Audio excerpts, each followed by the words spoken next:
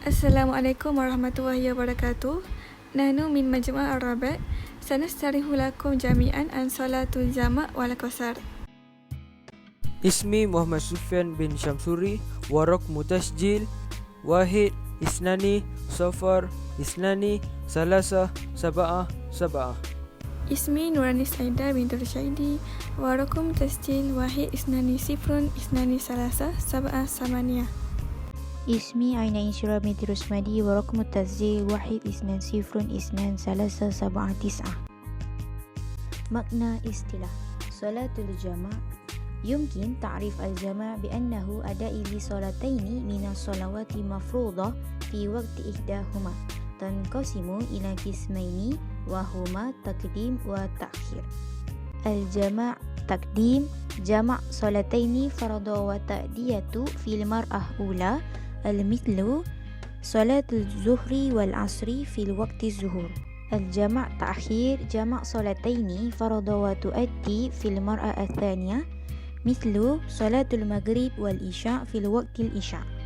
صلاة القصر الاقتصار في الصلوات زوات الأربع ركعات على ركعتين فقط مقتصر على الصلوات الرباعية أي لا يصح القصر إلا في الظهر والعصر والإشاء.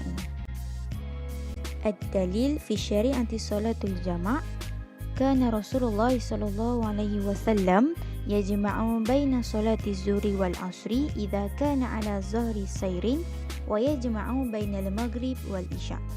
حديث رواية إمام بخاري.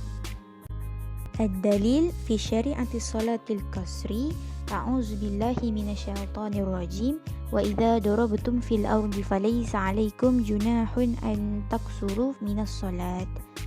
سورة النساء آية 101. الشروط صلاة الجماع والقصر: 1. المسافر.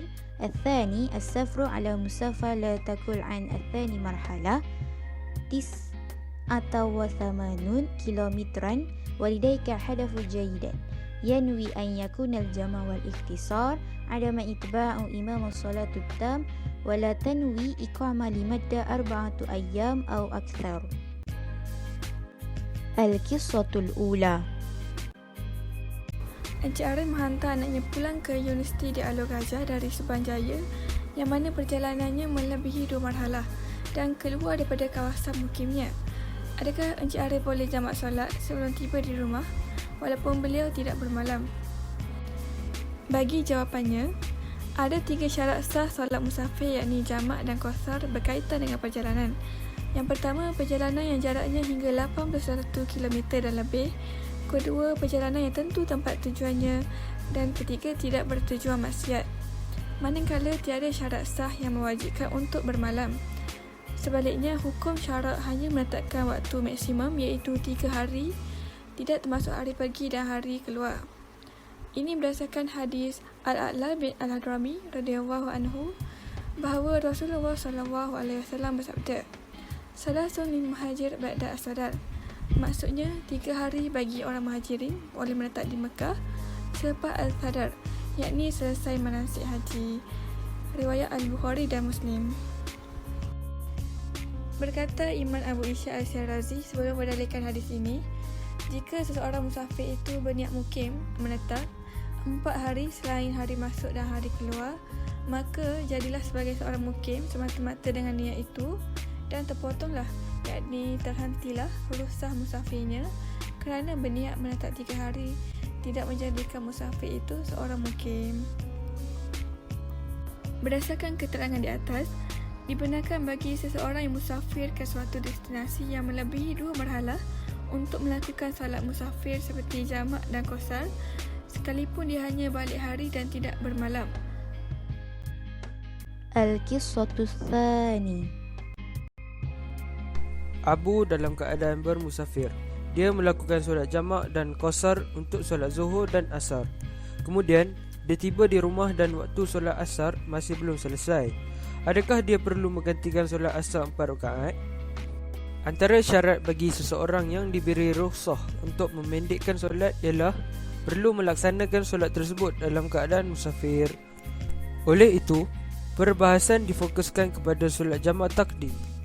Merujuk kitab Al-Fiqh Al-Manhaji, antara syarat sah solat jamak takdim ialah seseorang itu masih dalam keadaan musafir sehingga memulakan solat yang kedua, takbiratul ihram solat kedua. Oleh itu, tidak menjadi masalah sekiranya sampai semula ke tempat asalnya ketika solat yang kedua masih belum selesai. Berkata Imam An-Nawawi, walau jama'a takdiman fasara bainas salataini muqiman batalal jam'u wa fi saniyati wa ba'daha la yabtalu fil asahhi. Seseorang musafir melakukan solat jamak, kemudian antara dua solat tersebut, yakni solat yang pertama dia menjadi mukim menetap, maka batal solat jamak. Tetapi sekiranya menjadi mukim ketika solat yang kedua atau selepas selesai solat kedua, tidak terbatal solat pada pendapat yang sahih. Kesimpulannya, di sisi mazhab Syafi'i, antara syarat sah solat jamak takdim ialah seseorang itu masih dalam keadaan musafir sehingga memulakan solat yang kedua, yakni takbiratul ihram bagi solat yang kedua.